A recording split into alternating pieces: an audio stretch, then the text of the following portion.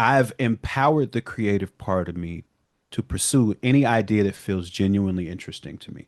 It's less mission statement and more mission perspective. It's like whatever I genuinely want to do in this art form is valid, regardless of what anybody else is doing or what anybody else expects.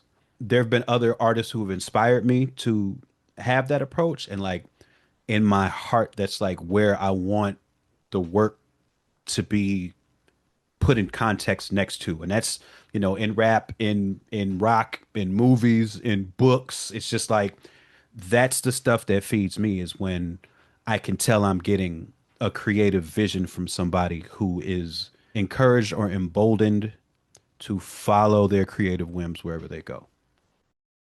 Microphone check, 1 2. What is this? It's the 5'7" assassin in the podcast business. I am your host, Rohan Patra, the rap music plug at your service. Here we are again at the end of the rainbow. Today's guest, Open Mike Eagle, is the most multi-hyphenate artist you will ever come across.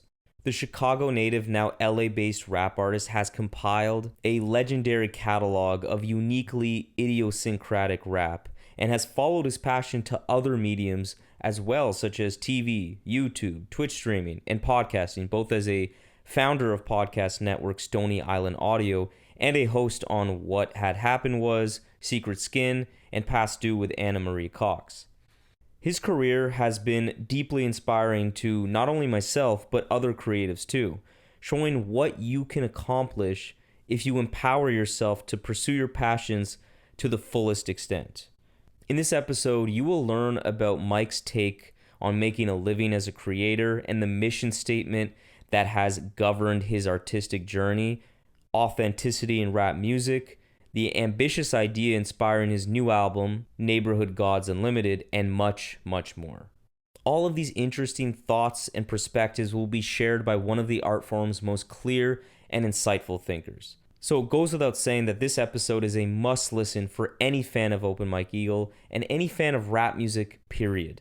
So stay tuned for one of the most fascinating conversations hosted on the RMPP to date.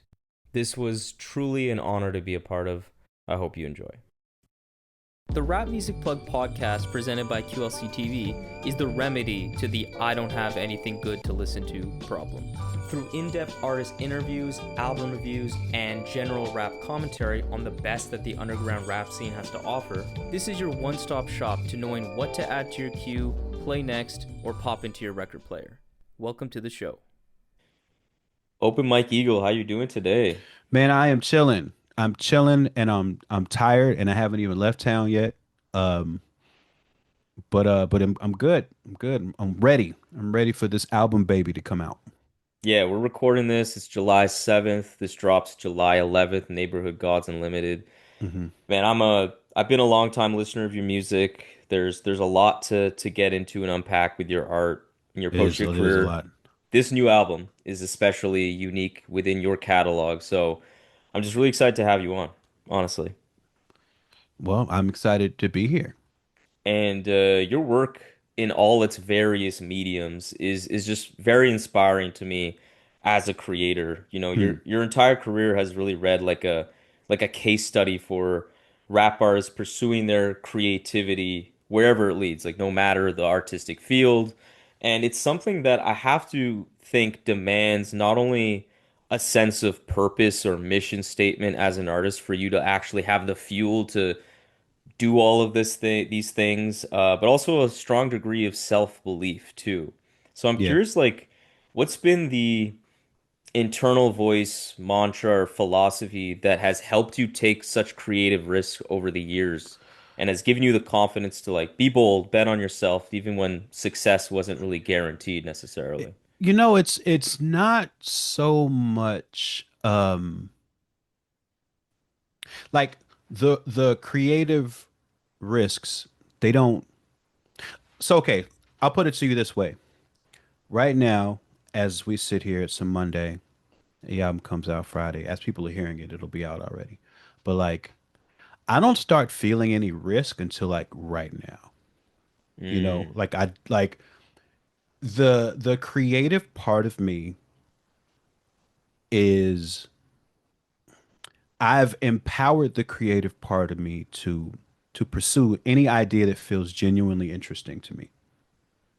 And when I'm in that part, I don't necessarily think about the product part. I'm just trying to make a thing that feels good to the creative part of me. And the entire mission statement has been from day one. It's less mission statement and more mission perspective. It's like whatever I genuinely want to do in this art form is valid, regardless of what anybody else is doing or what anybody else expects. There have been other artists who have inspired me to have that approach, and like in my heart, that's like where I want the work to be put in context next to. And that's, in rap, in rock, in movies, in books. It's just like that's the stuff that feeds me is when I can tell I'm getting a creative vision from somebody who is encouraged or emboldened to follow their creative whims wherever they go. Yeah, and that makes perfect sense. And when I think about that, does that also apply? Has it been a similar approach to how you've taken things outside of rap music? I would say that it's more oriented that way in rap music specifically, or rap music related things, just because I have always felt that, or I've always known that rap can be as expansive as any other entertainment genre. Like, I feel like people like to think it's limited, people like to have lowered expectations of it, but it's rap is as big as like there's as many perspectives possible in rap as there are people because it's just a medium, right? Hmm. So I always feel even more like encouraged, empowered, motivated to follow my whims in rap music because there's this bigger meta conversation about what is or isn't authentic in rap music that like I want to destroy that. I've always wanted to just absolutely destroy that. And in other mediums, like you go into TV, you go into film, you go into podcasting is a different animal all its own. But in a lot of those other mediums, they don't have that same sense of limitation at all. Right.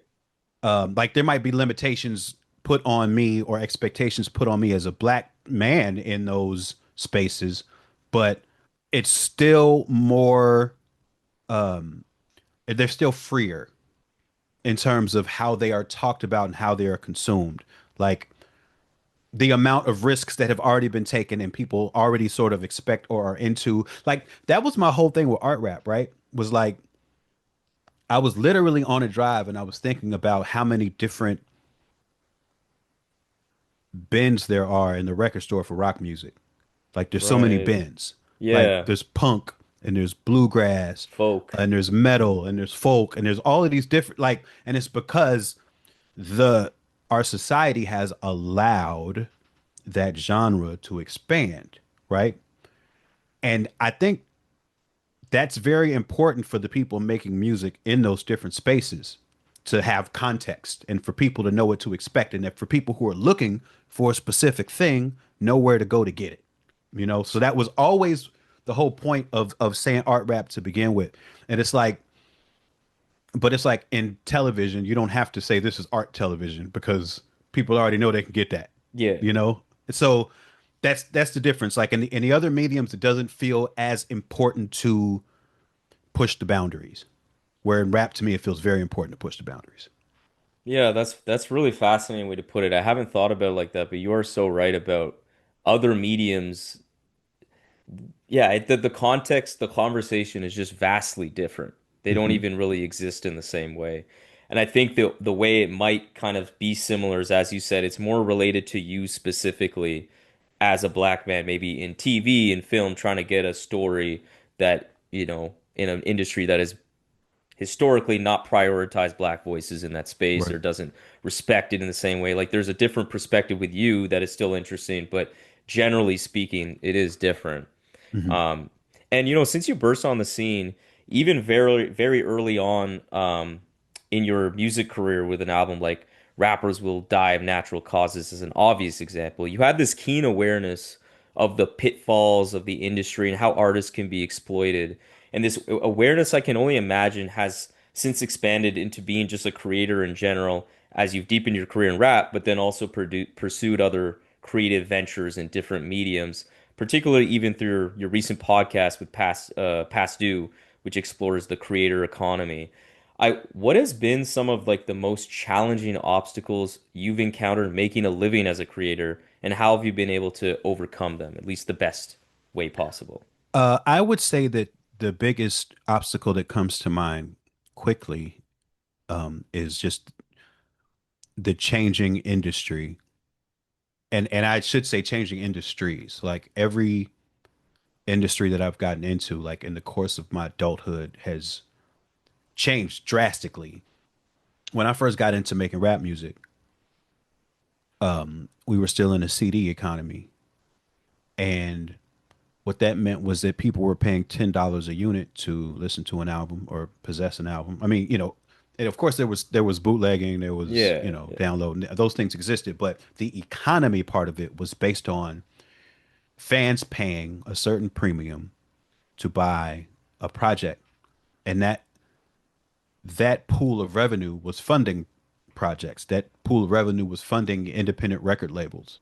The labels had more money to offer risk takers or independent artists like myself, to where it was it was not uncommon for dudes who were my OGs to be making like 150 grand a year, not doing much. Like Wow. if you put out two projects and toured one of them, and you were on a decent size mid-tier indie label, there used to be a ton of them here in LA, you were making six figures. That's wild. You could be making like 50 grand a drop pretty much. And then when we went to streaming, and I understand why we went to streaming because downloading got out of control. So that money was falling out of the bucket either way. And the industry chose to towards where pivot more towards the value that people were treating music with. And so for consumers and for the industry, it made more sense at that time to say, okay, everybody's downloading anyway. They don't see the value in paying $10 a unit anymore. The industry asked, can we get people to pay $10 and just not even have to worry about downloading, just have access to everything? So that's where it went. And that's a much smaller pool of money. And then within that much smaller pool of money, as we all know, we get a fraction of a penny per stream. And the $10 a unit, if we went back to that, if I sold, you know, it, I would put out a record when I first started making music. I would put out a record. I would press up 1,000 CDs and I would sell them all, and that's 10 grand. And it costs $1,000 to make that CD run. Yeah. And and as I got bigger, maybe I could sell 2,000. If I'm going on tour, maybe I could sell 2,500, 3,000. The $10 a unit scaled well with independent artists, mid-tier artists, all the way up to Britney Spears, right? The streaming percentage, that fraction of a penny, doesn't scale well. Like if you have millions and millions and millions of streams, if you're getting a fraction, you get millions of fractions of pennies, then it adds up to like a livable wage, right? Hmm. I have 100,000 monthly listeners, right? That does not equate like that. 100,000 fractions of a penny is not enough to live off of, really. Yeah. You know. Yeah, I mean, I think even just like I feel people maybe listening to this podcast or maybe are at least somewhat aware of like the indie rap space, probably, or at least hopefully by now have some awareness of the kind of dynamic you're speaking to. But kind of as you said earlier, that would my idea of a really any artist that made music I heard of maybe 8 years ago, 7 years ago, I assumed they were all making like at least six figures. It's Yep. like, oh yeah, like you're not Drake, but you're making at least 100,000, right? And it's one of the more like consequential, I feel, complete oblivious things that I like ideas I had in my mind earlier on in life, which is that I had such a unbelievably warped perspective of how much independent artists made or artist period made. The other less consequential, I didn't understand the concept of an advance. I literally thought like a reviewer reviewed something in 4 hours, like the day of. Oh, like But an advanced no, yeah, copy. and I was one of Oh, those I see. I was one of those stupid people online being like, "How are you reviewing this?" And it's just been up for. I'm like, I that was the one of the truly stupidest things I've ever didn't know. But I mean, but that's a testament to both of those points is little how little things are explained. You sure, know, yeah, oftentimes uh especially on the consumer end, you just speculate on how everything works, you know, because nobody's sitting there actually laying it out. That's one of the reasons we do the past two podcasts is we try to like actually break down how stuff works in these different industries. no, and I gotta say I have been really enjoying the show. I've seen at least a handful of episodes now. The one you did about like the sellout episode, the one of the more Mhm. recent ones, that was especially interesting. But so as someone who's been, like pretty honest and open, forthcoming about both the ups and the downs of your career, what you wish could have gone differently, it makes me wonder, like looking back at the high points and the setbacks alike, which moments throughout your career actually felt the most successful to you emotionally or spiritually? So I'm Man, not thinking just money, but just, more when I had enjoyment. the New Negroes, my television show was coming on, and this was not anything that anybody could have ever planned or did on purpose. It happened to be that during the season when they were promoting it, when I looked outside my bedroom window, I could see a billboard with my face on it. Wow. I That's could great. literally wake up out of my bed, open the window, look outside, and see a billboard with the New Negroes with Baron Vaughn and Open Mike Eagle, and half of that billboard was me. That felt insane. But I've had especially if we're talking not monetarily, like I've just had a lot of success because I what I often think about is how many people I've gotten respect from that I like grew up loving. Like that's a big currency to me is that like I can sit at a table with LP and he's just talking to me like I'm a regular person, or I'll go to a They Might Be Giants show and hang out with them backstage, and I'm just like trying to keep it together because these guys are like giants in my like, and no pun No intended, but pun intended. they they Yeah, loom yeah. they loom so large in my mind. And when I'm in a room with these people, Prince Paul, I could just get on the phone with and laugh and talk, and you know, to me that's a testament to the work that I've done. In a way that like money can't quite hold a candle to like, oh my gosh, like my work has earned me the respect of my heroes. Like that's wild. And every time, at any time that I enter the orbit or of somebody who I admire like that, or I'm asked into their orbit, I have that same sensation. It's just like, wow, I can't. It's, that's crazy. Yeah, that's a great way of looking at it because I even in my much smaller scope, that's been the best part about having this show, just being able to interact and interface with people that I just adore what they do to inspire listeners and just the way they carry themselves. It's just that's what I'll remember. Doesn't matter about views or anything like that.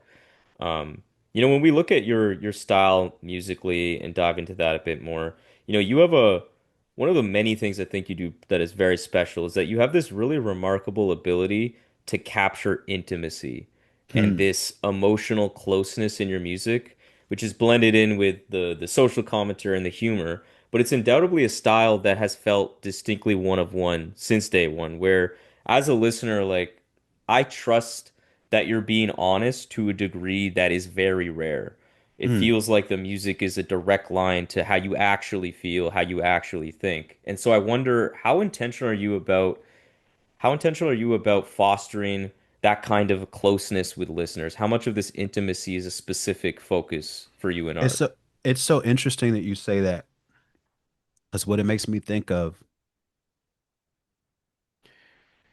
I've tried to explain to people that sometimes I can't listen to a rapper because I feel like I can't trust them. And it's not like it's not a thing that I think everybody should think or like some metric that I think everybody has, but for me like rap music is has always been at its core like it's a conversation for me, like as a listener, and then like that's how I developed my thoughts about it as a craft, you know, like I always felt like I was in conversation with the people who I was listening to. And that shaped a lot of like the genres that I enjoyed. It's like, am I am I about to listen to a thoughtful person? Am I about to listen to a thoughtless person? Am I about to listen to somebody who makes me feel I don't want to say safe because that's giving them too much responsibility, but like a stable person? Mm. Or am I about to talk to somebody who's like really chaotic? And it's like the sorts of ways I'd like to feel around people socially, like that's the music that I gravitated towards as well. And so I think just inherently I sort of bring that approach to my writing and recording. Like it's just always a conversation. Now, you know, I can complicate that sometimes. Like there's a few times on the new record where like I'm sort of speaking in character, but I'm not Hmm. necessarily announcing that. So I one of the things I'm like a little nervous about, I'm like, damn, like there is a sort of default thing where people expect me to be saying what I think. If I'm saying something from a character and I haven't announced that, am I creating confusion? Which is not what I would like to do. Yeah, I mean that's a fair thing to be concerned by, but I mean I think at the end of the day, I think at least my personal, again, to your point, it's not people don't need to agree with me, but I like to think that my favorite kind of art is made by people that trust that the listener will figure it out to some extent, you know? Sure. And it's pretty also fascinating that you said earlier about how authenticity has always been like a core thing in rap that people have really cared about. And yet there's always been this debate about what's real rap, what's not real Hmm. rap. And in your own way, you also care about that, but I think in a more real way, for lack of a better More, word. yeah, And it's and fascinating. more of like a what I would consider like a humanist way, Yeah. you know, where like my value is really like the betterment of people. You know what I'm Yeah, you're saying? not worried Like, about the aesthetics of it. You're actually worried about like right. what they're portraying, what they actually are trying to say. Exactly. Um, and so as someone who's, like to a much lesser extent put part of their personal life in the public square with this show, like I certainly have this desire to be emotionally open, but it is coupled with a very healthy amount of fear about being judged and makes me Mm. uncomfortable sometimes being open about certain things, sharing certain things. Why does creating in such a vulnerable way like feel right to you? Why do you feel like you gravitate to this way of creating?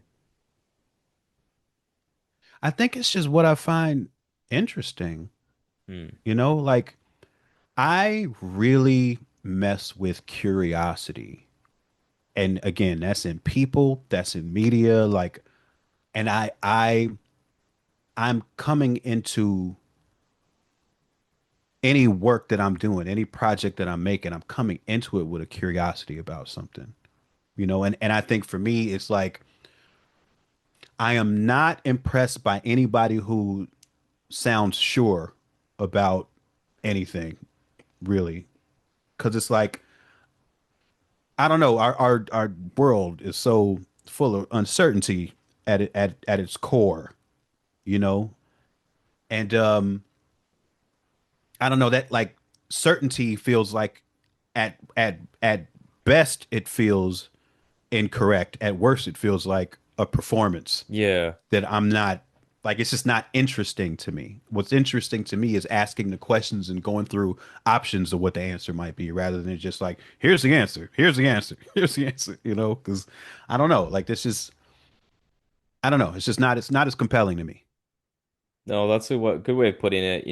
I think in a way I feel like you were one of like the key pioneers for normalizing. And I want to be clear here. I don't feel like, cuz kind of what you said earlier as well, like people have a way of talking about hip hop that I feel is pretty incorrect or just like acting like it's been this limiting art form forever. So I will acknowledge for sure there's been tons of artists in the past that were very open emotionally, but I think it was just like all art, It was, I feel at one time there was a particular way of expressing emotion that was accepted more by listeners. Like, Mm, so there's always like Scarface, super open about their right. emotions, but in his own way.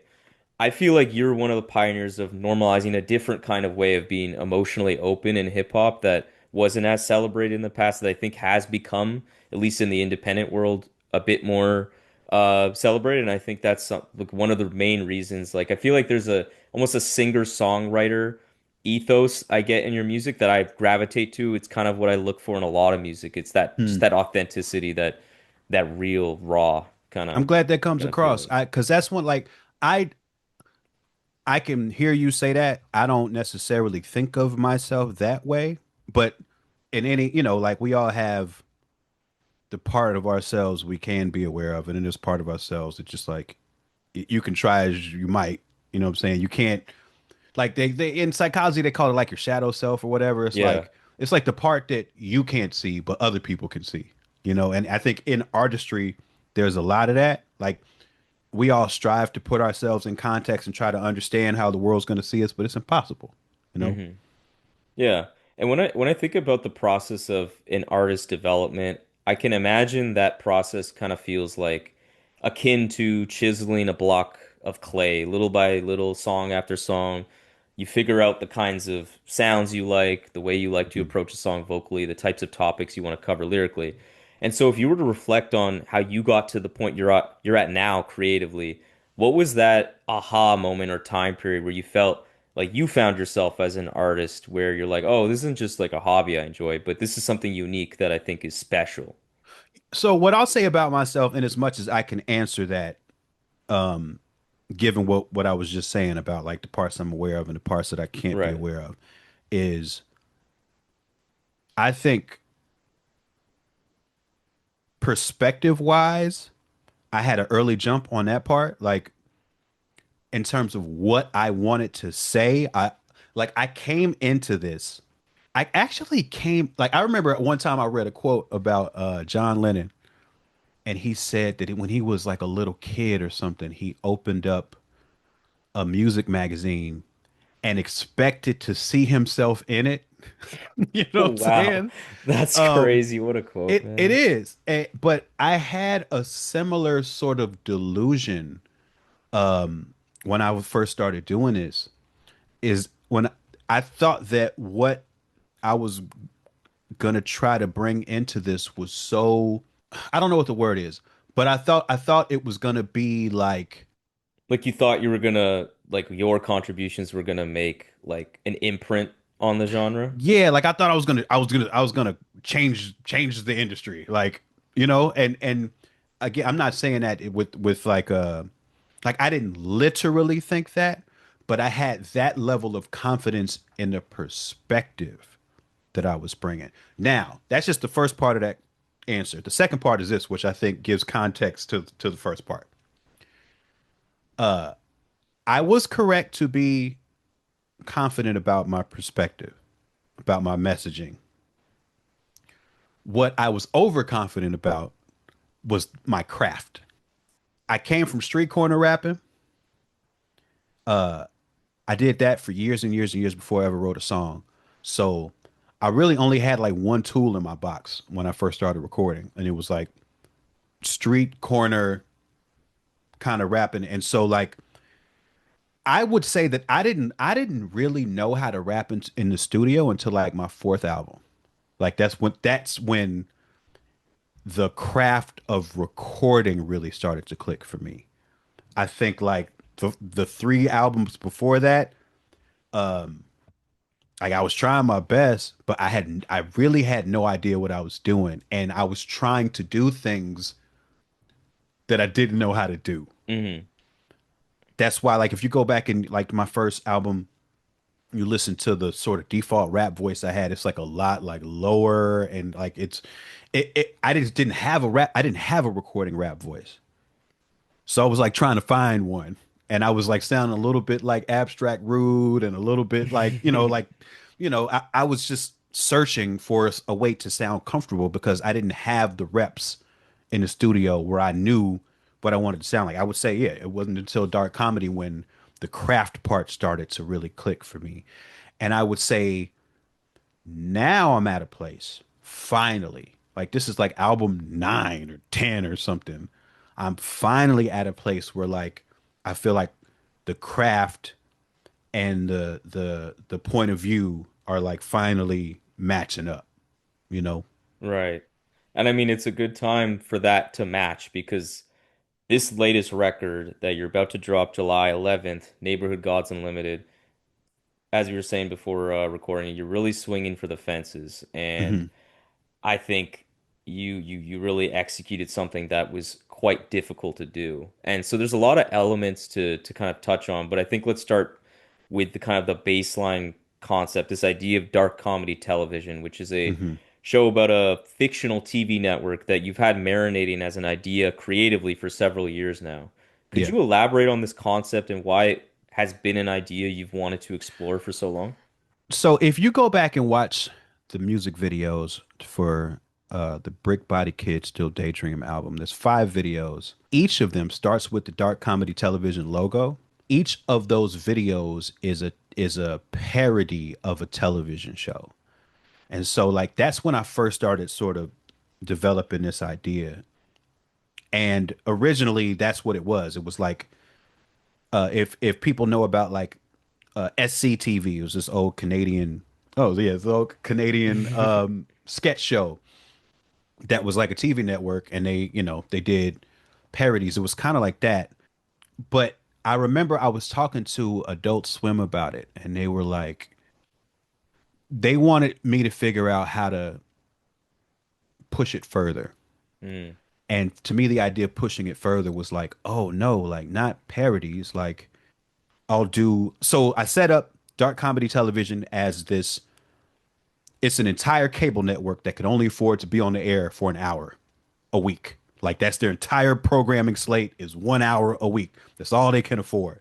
So they have to very quickly air all of their programs, which means they have to be these little tiny programs. And the way to push it further was to make them original programs instead of parodies. So then I'm like, oh shit, I could have these little 5, 7 minute, 2 minute shows, like a whole episode of a show that's just like real quick like that. And I've been developing that idea for years.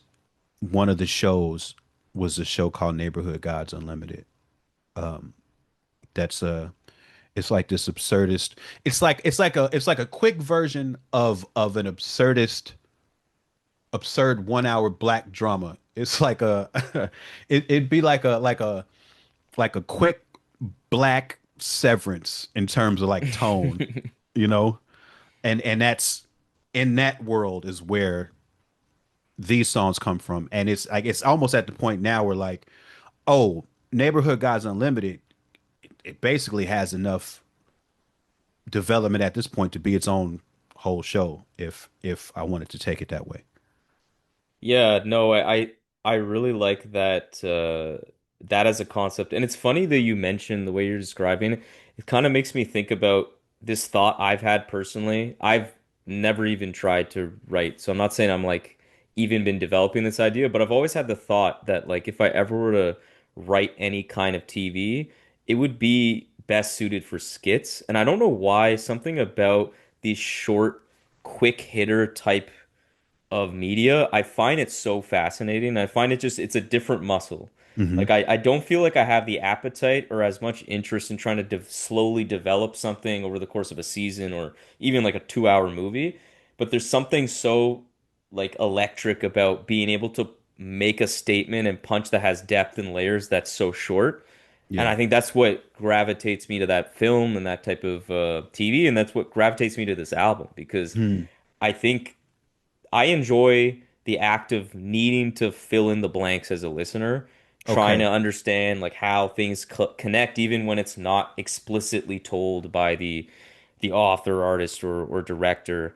And Um, that's very much what's happening here. yeah, like It's you have very yeah. the Clark Kent song. Hmm. It's deeply inspired, like meta way you have of writing. That's just it's really cool, and Thank you. I can see it being influenced by all of the your passion and your experience in TV and film.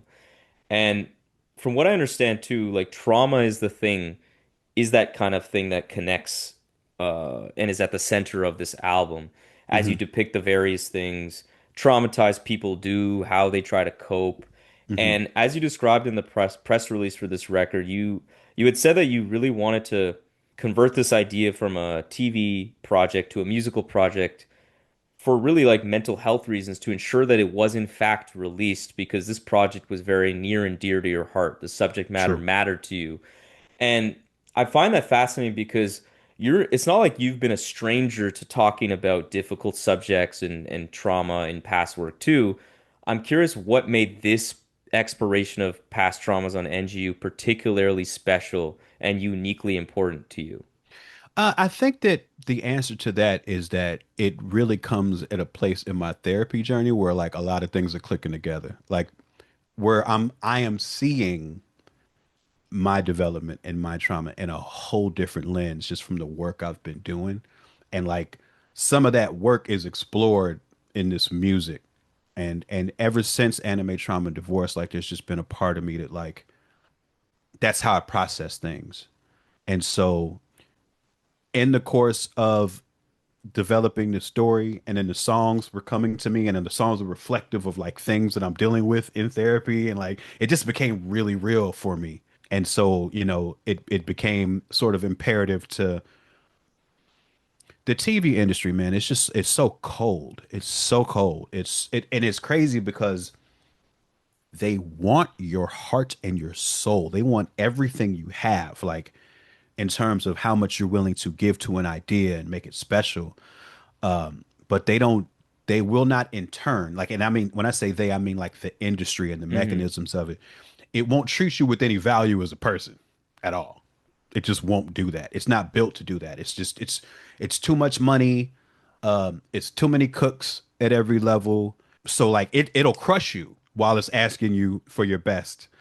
And like I I guess like when I think about it now, even when I'm talking about it now, it's like, oh, if I'm giving birth to it this way, it's sort of giving it a little bit of cushion. It's giving it a little bit of like there's guardrails around this concept so that if I do take a meeting on this, it's like this isn't the thing that you can get in and tweak and cut and smash. Like it's not Hmm. that. Like we can talk about a different idea if that's what you want to do because this is a thing that's just too important to me. Pardon the interruption, but if you're watching this on YouTube, please hit the subscribe, like the video, and hit the bell as well. And if you're checking this out on podcast platforms, please follow the show, leave a rating, leave a review if possible. This will help the algorithm do its thing and get more people tapped in. Thank you so much. Now back to the show. It's fascinating that you're saying this is kind of born out of, like, I know you had the concept outside of this maybe, but like the content of the Neighborhood Gods Unlimited show, if you will, is born out of your journey Hmm. just as a human kind of understanding and unpacking your own emotions, your own things that have happened in the past. And so would you say like the central thought or like idea you wanted to express was just like these are the things people do when they're hurt or they've gone through things or like what would you say that central idea is, I guess? I would say the central idea is traumatized people get shattered. Whether they're aware of this or not, they try to put themselves back together. But there are lots of wrong ways to put yourself back together. And and bad stuff can happen when you do that. That's very succinct. And I think this album like does a nice way of like has a nice way of it gets into that theme. I think it fleshes it out really well, but it also does it in a way that's like again very uniquely you. There's still like some moments of levity. There's Hmm. comedy. It's a fun record. It sounds pleasing to the ear, but there is this consistent melancholy that I feel envelops this record, and I think is makes it pretty unique within your catalog, where you deliver this like sobering brand of introspection that I feel is like genuinely profound, but it's done with clarity where these Hmm. central sentiments shine, but it's done despite the fact that I feel you're weaving in these themes in a pretty gentle manner. Like you're Hmm. not being ham-fisted about it, yet I do think it comes across. Uh and I think it shows why exploring these ideas within this like dark comedy framing is the perfect environment because I think it's a tailor-made for this kind of tone that you're setting. And so recognizing that dark comedy or bleak humor is a style that has shown up throughout your Hmm. career and your work, what draws you to the space where humor and discomfort meet? Do you feel like it disarms the listener in a certain way and it kind of improves the impact or heightens the impact of it? I think that that is a very keen observation, and I think it's reflective of a thing that goes on in me that I not it's one of those things I'm not sure I know how to describe, but it's like I like that sort of line between laughing and crying space, like that is where I live, like and it's again it's reflective of like everything that I enjoy like lives in that space, like, and is very aware of the relationship between the two. And it's just like it's just again it's just like this style of thing, tone of thing, aesthetic of a thing that just is infinitely interesting to me, so I just tend to approach everything with that. And I think just, and this is something else that's emerging as we're speaking now, is like, oh, I am bringing a very vulnerable set of truths about myself into this project. Again, I better do that in a way where I give it some guardrails, where I give it some Mm. safety.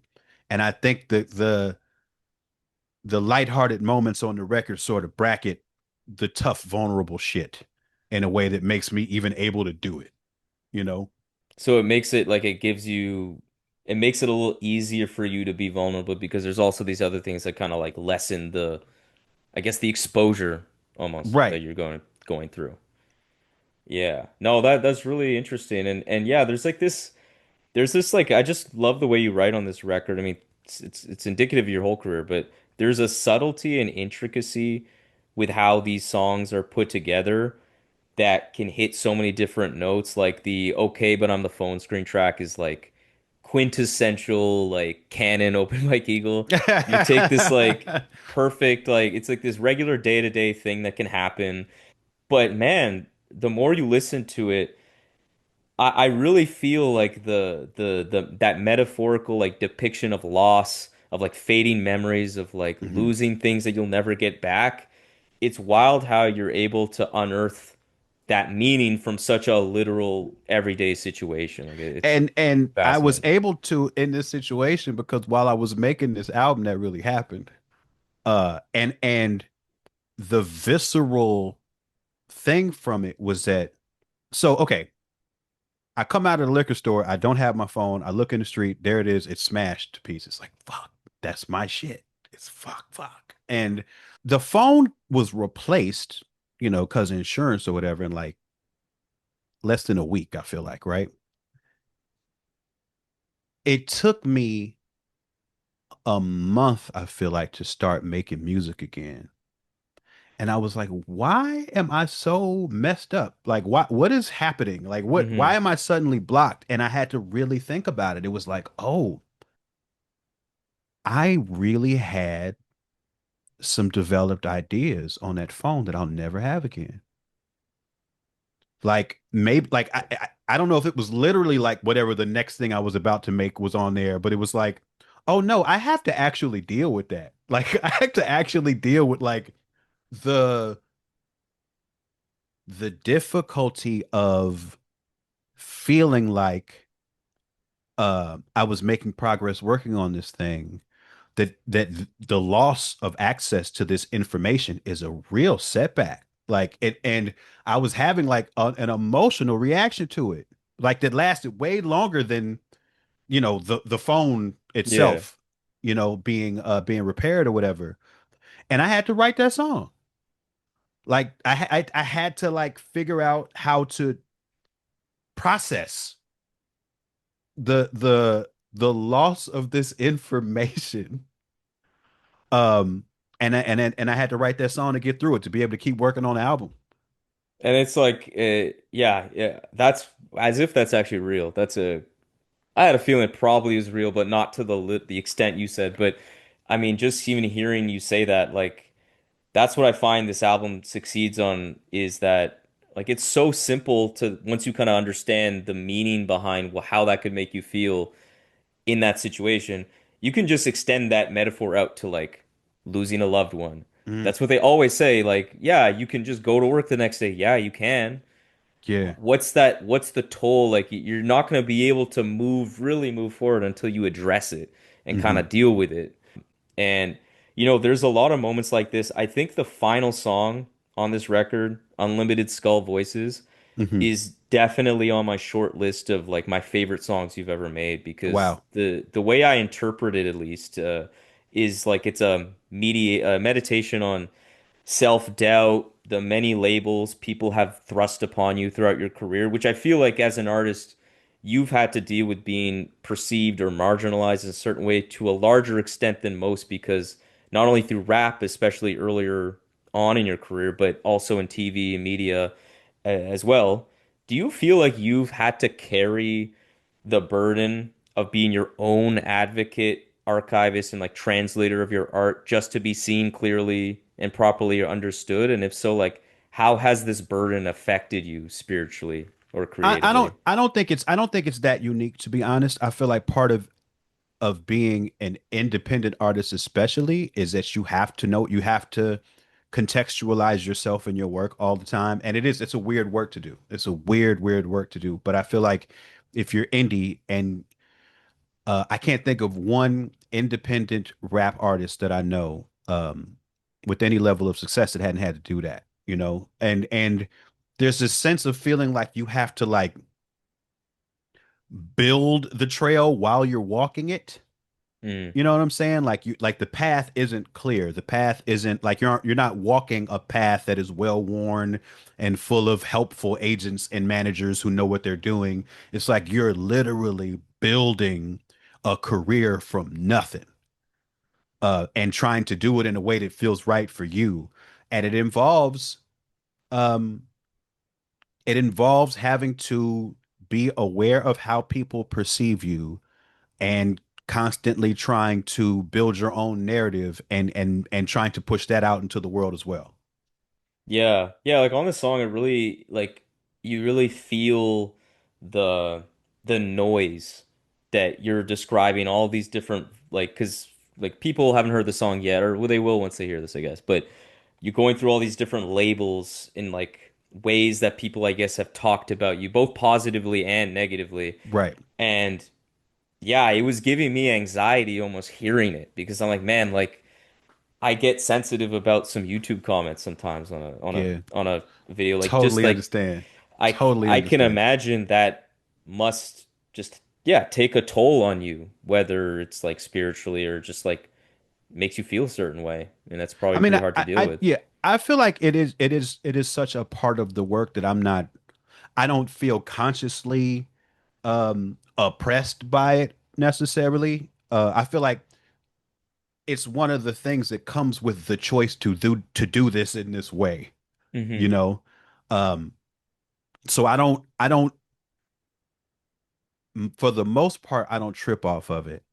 Um, but yeah, I mean it's obviously as the song sort of describes, yeah, sometimes the moments of processing that are really difficult. Yeah, and another thing about this song that's like really notable and what kind of elevates it for me is that sense of melody. Mm. That the singing on the song is just absolutely amazing. I have it in Thank my you, head man. constantly. And melody and songwriting is not like foreign to you. It's been a strong tool within your arsenal for the vast majority, or really the entirety of your career. Those have been some of like your standout tracks for me, like Happy Wasteland, Day Nightmares. Those have always featured that element. But on this record, I feel like you really honed in on this element. It's on like all throughout the album. There's always these sticky hooks, these catchy melodic moments that really punctuate what you're saying, and they do often also feel like kind of tinged with nostalgia or even like a Hmm. quiet sadness, I would say too. What inspired you to lean into melody and hooks on NGU? Why did you gravitate to that aspect of your songwriting? I had noticed myself getting away from it in my last couple of projects. And I think that like I just got so excited by all of my peers, like and peers is a presumptive thing to say, but like I get so excited by, Billy Woods and Elucid and Cavalier and Homeboy Sandman and like Aesop Rock and like all these dudes that are just so good and always getting better all the time at rapping. And it just made me so excited. And so like I think that like on some to some degree I was like, oh, I want to do that. Like so for my last couple of projects, like I was really like focusing on that part of the craft and like, you know, wanting to I remember I was when during the what happened was podcast, I was talking to Questlove about Black Thought early on in the Roots career. He said he felt like as an MC, they wouldn't like the other MCs wouldn't let him join in any of the reindeer games. Like, and it's a reference from Rudolph the Red-Nosed Reindeer or whatever. But it's just like this idea of, oh man, they rapping over there. I like rapping. you know, like let me rap. And I noticed myself doing that and I'm like, oh, this is cool. But then also I feel like I noticed like my last project, my sense of it was that I worked hard on it and it sort of came and went in a way that like I kind of wasn't used to. Now there's a few factors involved with Are you that. talking about ghetto engineering? Yeah. Okay. I feel like it didn't get talked about as much. It didn't even get listened to as much as and I again, uh I'm not saying that the sole reason why is because of where I was leaning craft wise or anything, but I that's what sort of led me to notice like, oh wait, like I do a whole other thing. Yeah. And I've always done this whole other thing. Like I've and that like hooks has always been important to me. And it's like I am I feel like I'm not using one of my tools for no good reason. You know what I'm saying? So I don't know. When it came to this one, like I like very early on in writing this, I was like, oh no, we're we're pulling out the hook knife. Hmm. We're definitely gonna go. We're gonna go crazy with the hook knife. We're gonna write. We're gonna get back into our songwriting. Yeah, and I think it fit really the subject matter too, because I think there's a lot of freedom and a kind of space for you to communicate some of the emotional pieces of this record I think that's through right. just like the voice and melody. Um, and I think that's dead on. and even like when you're talking about like it's one of your biggest tools, it's also just like your voice even. Like even when you're not like deliberately like singing a hook, like it's even just the voice in some of the singy songy verses you sometimes do. Like Some of the that's melodic delivery yeah, of a rhyme, that's even. like Yeah, what you're always known for. So like I right. like that takeaway. And the sound of this record too, outside of like your vocals, feels rather meditative, reflective, tranquil even. It's got a uniform sound in the beats that I find pretty cohesive. How would you describe that soundscape you were aiming to create on this album, and why did that feel like the right fit for the subject matter and the concept of this record? I think that you're right to say that there's a melancholy. it is so like I always find it so hard to elucidate how like what the vibe is that I'm trying to go for. And so what I can say most clearly is that there was a feeling I was looking for in beats, and I would get beats from people, and I'd be like, okay, that one. You know what I'm saying? And I would sort of match it with an idea that had to be part of this story. And just about every one of the songs sort of developed that way. It was like Hmm. me trying to find the right canvas to paint a particular picture on, and there's some obvious overlaps in the aesthetic of the music, but it's like it's not in a way that I have like a word for. Right. I feel like it even just kind of matches the color. Like I do feel like this is a because even like that gray, it's like it's pretty light gray to the point where it doesn't really feel like a dark gray where it's like moody and Right, necessarily brings you down because I don't feel like that's what this album does for me. It doesn't feel like oh super dark, right.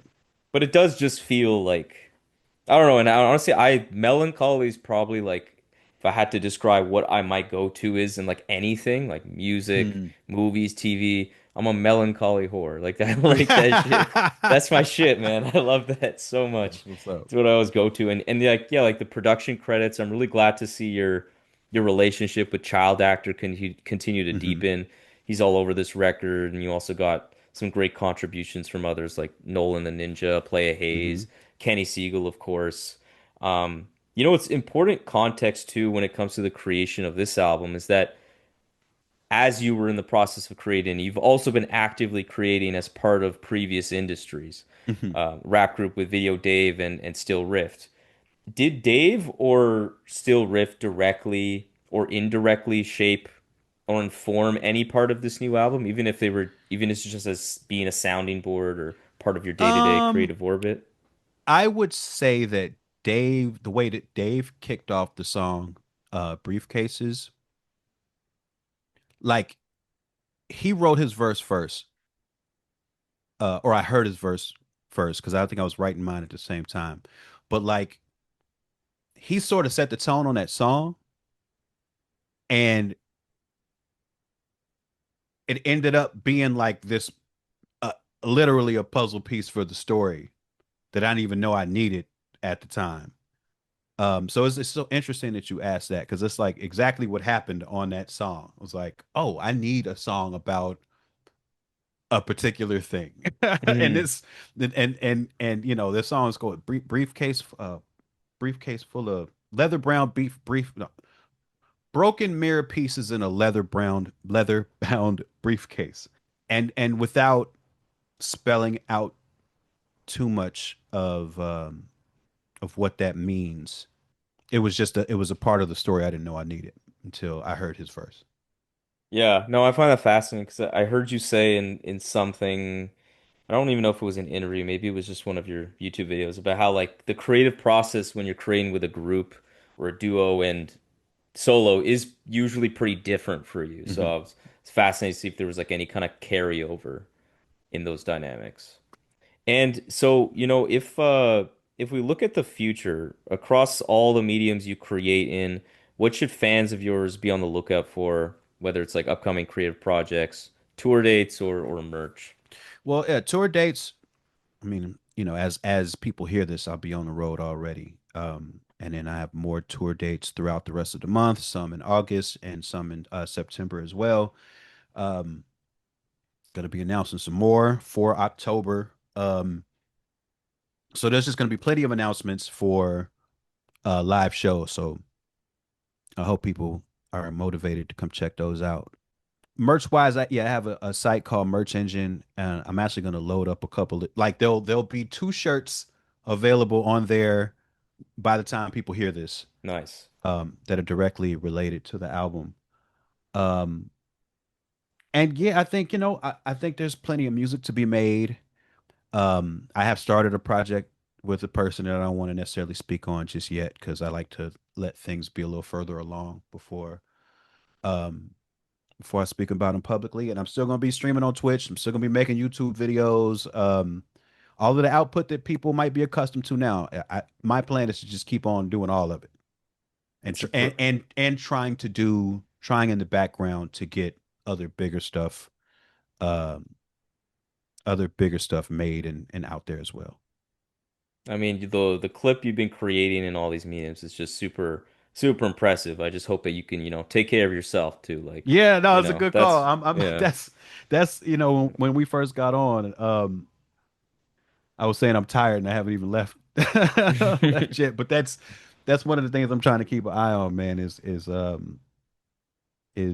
making sure that I give myself space to take care of myself and be okay for real. Because it's not easy to do that. Yeah, absolutely. I have a RMPP patron question from AJ or Ajay. Don't know how exactly to pronounce your name.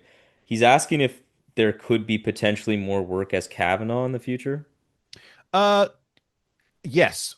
And me and Serengeti have talked about that a lot. Cavanaugh is ongoing project with Serengeti where I do all the beats and we both rap on them. We have discussed plans for a third project. We did one in 2015, we did one in 2020, and we've just talked recently about doing another one. And I think we're gonna make that happen. Oh, sick. Okay, awesome. Okay, so last thing before we wrap up, I'm just curious, like as you continue to progress in this phase of your career, let's call it like your veteran phase. You kind of touched on this earlier when you were talking about something else, but I'm curious to understand, are you someone who thinks about their legacy and how they'll be remembered or regarded within the hip hop lineage? And if so, like how do you hope to be remembered or talked about years from now in the future? I think that's hard to say. I think if I'm remembered at all, that would be very fortunate. We just exist in a media age that's so splintered. I think of a lot of examples of things that were very important to me that are largely forgotten, you know. So I think it's just as likely that anybody, especially operating in this space, could be remembered or forgotten, just depending on how society goes. And you know what? I'll say this. I think that all of the thought about all of my active thinking about my legacy goes into making what had happened was because I want to be remembered as somebody who like helped make sure that folks got their flowers that may not have gotten them. Now, for Questlove, you can't necessarily say that because he's going to get a ton of flowers. But like Prince Paul, even early career LP, Dante Ross, like if it's like a question of what would I most like to be remembered for, is probably that because that's bigger than me and bigger than my ego, bigger than my creative impulses. It's like I love this music and I have so much love for the people who have made this music and being able to have some hand in like helping them be celebrated and further remembered. It's to me it's like that's the greatest thing I can do. Yeah, that's well said. I mean, I think you've done a great job with that. And even like when you are focusing on your kind of individualized contribution to this through your music, through your other ventures, I think that also is having an impact on others, to say the least. Like I know you're one of my biggest inspirations as a creator, but I I appreciate can that. speak for other creators and say that you certainly are for them too, opening up and paving the way. Yeah, because you were saying earlier, right? Like a lot of the decisions and actions you take as an independent artist, there is no path. Right. But like you are one of the few people that are attempting and in a lot of ways succeeding to create some semblance of a path. And I think that's like so infinitely valuable for the next generation of artists who want to do create in whatever ways they feel like they're passionate about. And I think you know you've done wonderful things. So I just think Well, thank like you. That's And how you'll be remembered by for that's sure. awesome. And I think that, yeah, if I'm remembered for that, I think that's fantastic. I what where I always get in my head about that is like I always feel personally very nervous to encourage anybody to walk the path that I walk, because I just don't, you know what I'm saying? Like I don't know how it's going to turn out. Like, and I want, we talked earlier about how the industry's changed. When I got into this, there was a path, you know? Hmm. Like what I learned at the Project Blow, what I learned under Ab Rude and AC Alone and Bus Driver and Badru, who ran the Project Blow record label, like they taught me how they did it. Like they taught me everything. They taught me how to like put my albums in stores, how to press my albums up, how to book my own tours. You know, like they taught me how to do these things. And it's like I today with how everything has changed, I feel like that skill set is so unnecessary. Like it's useless now almost. Hmm. I feel like the game is so different. So like I've grown into being nervous about telling people to walk my path because all of the paths feel scattered and weird. But I don't know if anything I've done has inspired anybody to try to even create their own path, then that's great. You know, Yeah, you're right. It's changing, so it's not like really like a as much of a tactical roadmap as it's like that initial thing you said about how you wanted to pursue whatever hmm interested you creatively and like empower yourself to do that. I think is a message that will carry through no matter whatever the landscape there it may is. change into. But yeah, it was a real honor to have you on the show, man. Man, this has been This one is of the great. best interviews I've ever had. This like Wow. That I'm that's serious. it. Thank you so much. Your questions are so thoughtful. And you can tell how closely you have, listened to the work to be and generate or you followed your curiosity in the work to generate these questions. It was really great. It was really engaging, man. Man, that's like that means so much you have no idea. Because like it's wild talking to, I talk to artists all the time that have been in front of a mic more than me, but very few and literally none have spoken into a mic in a podcast through YouTube, through Twitch more than I fucking have. So it's like it means a lot. Like you know what you're talking about in a multiple ways. So Thank you, man. that means the world to me. Thank you so much. Thank you for listening to another episode of the Rap Music Plug podcast. If you enjoyed this episode and want to not only support the show, but join the fastest growing community of like-minded indie rap fans, go to patreon.com, search for the Rap Music Plug podcast, and become a patron. You will gain access to an exclusive patron-only Discord that me and 70 plus people engage with on the regular, as well as other patron-only benefits such as bonus episodes, album recommendation reviews, early access to regular episodes, and much more. So if you have any questions about any of the Patreon stuff, or just want to keep tabs on the show, interact with me on rap music and all the great stuff that we can talk about, follow me on Twitter and Instagram at rapmusicplugpod, or shoot me an email at qlctv.podcast@gmail.com. You can also rate and review the show on Apple Podcasts and subscribe on YouTube and Spotify as well. But that's enough self-promotion for this episode. I hope you enjoyed it. Peace.